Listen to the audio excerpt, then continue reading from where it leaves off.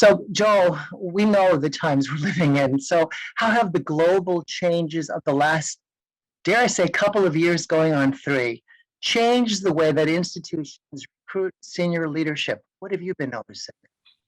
Well, I tell you, I'm going to go back to something that we did a few years ago, and that was we would have a group of CEOs meet about once or twice a month, and they were different. We have a very small group, 5 or 6, and we would mix it up.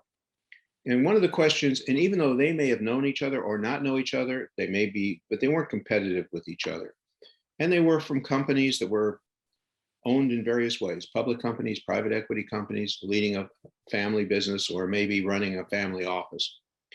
And the CEOs, the question we would ask, irrespective of their sector, their scale, any of the issues that would be specific to that is, how far into the future can you really look and be comfortable about making the decisions that you want to make?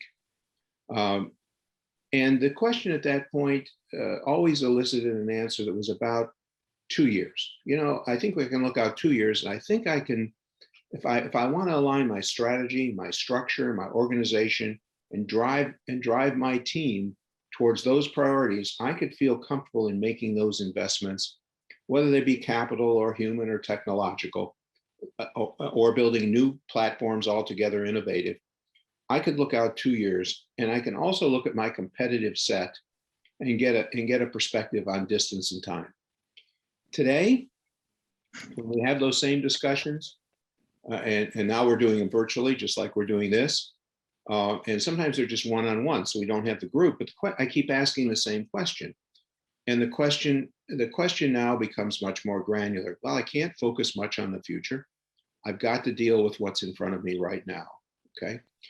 And then I pressed the question again. I said, well, if you had to, what would you see? He said, most of them say, I'm looking through foggy windows, our words, not theirs.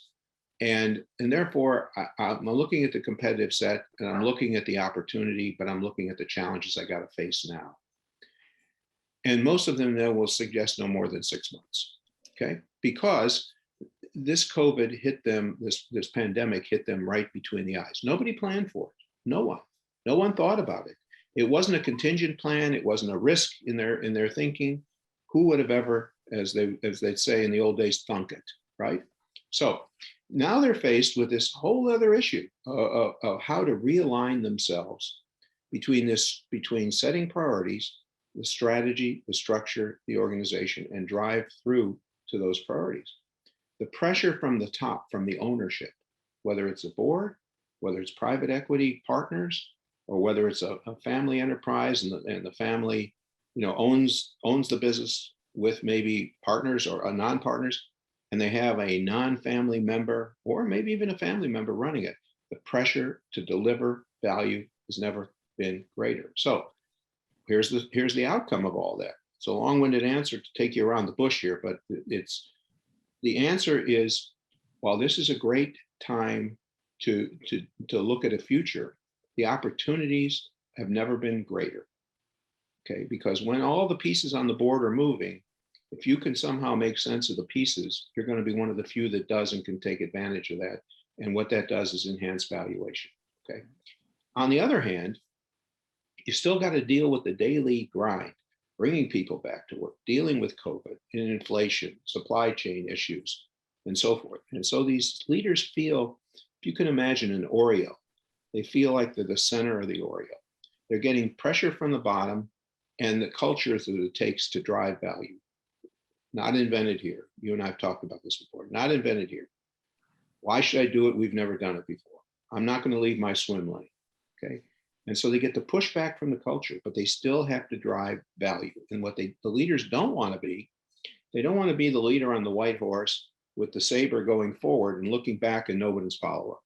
On the other hand, they're getting pressure from the top, and the pressure from the top from the owners is whether it's, again, any type of company, the pressure comes from the shareholders. It comes from balancing stakeholder rights with shareholder rights. It comes from activist shareholders if it's a public company. It comes from quarterly guidance and delivering a value. One wants to see what happens if you don't deliver value. Look at a couple of companies Look at Goldman Sachs that reported earnings the other day below guidance. Look at what happened to the stock. When the Dow went down, what, almost 500 points? 200 and some points of that was associated with Goldman's drop. So, you know, you're almost in the middle of trying to manage up and down at the same time.